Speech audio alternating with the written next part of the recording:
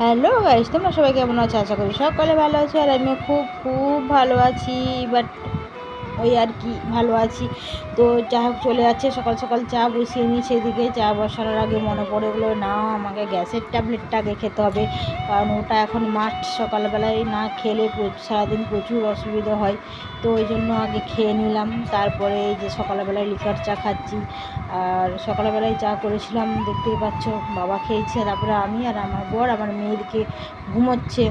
ওই জন্য ভাবলাম ওরা কখন উঠবে তখন একটু বসে থাকবো, ওই জন্য আমি আমার খেয়ে নিলাম আমার চাটা, কারণ আমার তো আরও কাজ আছে, ওদের মতো তার ঘুমোলে চলবে না। তো ওই জন্য আমি আমার চাটা নিয়ে খেয়ে নিলাম। সকাল সকাল চাটা একটু না হলে মানে মুডটা ঠিক হয় না। তো ওই জন্য আর একটু লেবু চিপে নিলাম, কারণ আমার মানে লিকার চায়ের সাথে একটু লেবুটা দিলে বেশ ভালো লাগে। তো ওই জন্য একটু নিয়ে নিলাম আর কি। আর চলো, এখানে 3টে বিস্কুট নিয়ে নিয়েছি, কারণ 2টো বিস্কুট করে খেতাম সকালবেলায়, এত পরিমাণে খিদে পায়। ওই জন্য কী ভাবলাম 3টে করেই খাই। তো বিস্কুট খেয়ে কি আর পেট ভরে না, তাও সকালটুকুন মানে যতটুকুন থাকা যায় ততটুকুন আর কি। তো চাটা খেয়ে নিয়ে আরও অনেক কাজ আছে, তোমাদের সাথে অনেক দিন কোনো ভিডিও শেয়ার করা হয়নি, তাই ভাবলাম চলো তোমাদের সাথে একটু ভিডিও শেয়ার করি। অনেক দিন হয়নি, প্রায় 4-5 মাস ধরে শরীরটা তেমন একটা মানে ভালো ছিল না, তো এনার্জি পাচ্ছিলাম না কোনো কিছু কাজ করা বা কোনো ভিডিও করার, কোনো কিছুই ফোনটা ঘাঁটারই কোনো এনার্জি ছিল না।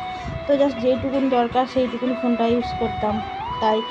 আর ওই জন্য ভাবলাম এবারে ভাবছি একটু করে ভিডিও না দিলে নয়। আমার মেয়ে যে 7:30-8টা বাজছে উঠে গেছে, যে চা বিস্কুট খাচ্ছে ওকেও দিয়ে দিলাম।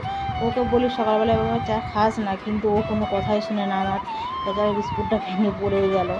কিন্তু ও চা মানে এমন একটা অভ্যাস হয়ে গেছে না, যে চা খাবেই ও সকালবেলায়, কোনো কিছু খাবে না খাক, চাটাও খাবে, বললেও শুনবে না। 1-8 দিন বলি যে খাস না, না শুনবে না। চাটা খেয়ে একটু বসে ফোন ঘেঁটে নিয়ে চলে এলাম মুড়ি খাওয়ার জোগাড় করতে, কারণ মুড়িটাও তো খেতে হবে না সকালবেলায়। তো সকালবেলা আর কি খাবো বলো, আমরা তো বাঙালি প্রত্যেকেই জানো। ওই জন্য আলু আর কলাই এখানে ভেজে নিচ্ছি, আর সাথে থাকবে শসা আর পেঁয়াজ।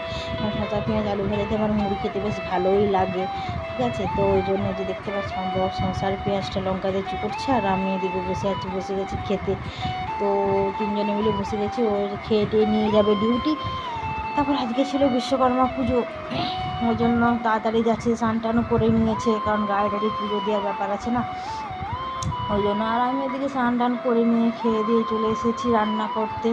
রান্নাটাও তো করতে হবে, ওটা না করে যাব কোথায় বলো। ওই জন্য রান্না করতে এখানে ঝিঙে আলু পোস্ত বসাচ্ছি, এটা বসিয়ে দিয়ে আবার ভাতটা বসাবো, কারণ রান্না করতে বেশি মানে বেলা হয়ে গেলে ভালো লাগে না রান্না করতে, মনে হয় কখন যে সকাল সকাল রান্নাটা সারি, এটা